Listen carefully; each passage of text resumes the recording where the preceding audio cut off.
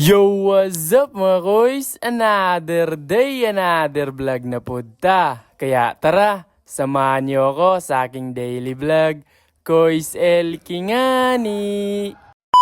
So ayun, ngayong araw nga pala ay maglelechon tayo ng baboy. Maaga kasing pumunta yung kapatid ni Papa dito sa bahay. Kasi yun nga, magpapatulong siya sa paglelechon ng baboy. Pero dito, kumuha muna kami ng kawayan. Tas yun, ako na yung magdadala papunta doon sa bahay nila. Kaarawan kasi ng pinsan ko ngayong araw na to. Tas yun, napagpasya ng mga magulang niya na maglechon ng baboy. At timing naman na wala tayong ginagawa. Kaya ayun, andito tayo. Dito, nag-init muna kami ng tubig sa malaking kawali. Tas sa kaldero para sa pagkaliskis mamaya. Di naman tumagal ay eto, kukunin na namin yung baboy. Kami lang palang apat ang magkakatay ng baboy ngayon. Tas dito, tinalian mo na yung paa ng baboy para hindi makatakbo at syempre hindi manglaban. Fast forward na natin. Tapos na pala namin katayin. Tas agad-agad nang nilagyan ng mainit na tubig para tanggalin yung mga balahibo at yung manipis na balat. So bale, yung kapatid ni Papa at yung pinsan ko ay ang taga-kiskis. Ako naman yung taga-kuha ng mainit na tubig. Tas dito naman ay nilagyan na ng kawayan yung kinuha natin kanina. Pero syempre tinanggalan na yan ng mga laman loob para diretsong lumabas yung kawayan. Pagkatapos nga ay eto, nilagyan na ng mga sangkap tulad ng paminta, asin, magic sarap at iba pa na pampalasa. Tas eto na, paikot-ikutin lang natin to. Medyo mainit pa nga eh. Mabay pa yung araw, talagang pagpapawisan tayo. Dito, umuwi muna ako para kumain ng pananghalian. Babalik lang tayo mamaya. Eto pala yung ulam natin, tinolang karne ng baboy. At yun, pagbalik natin ay eto, luto na.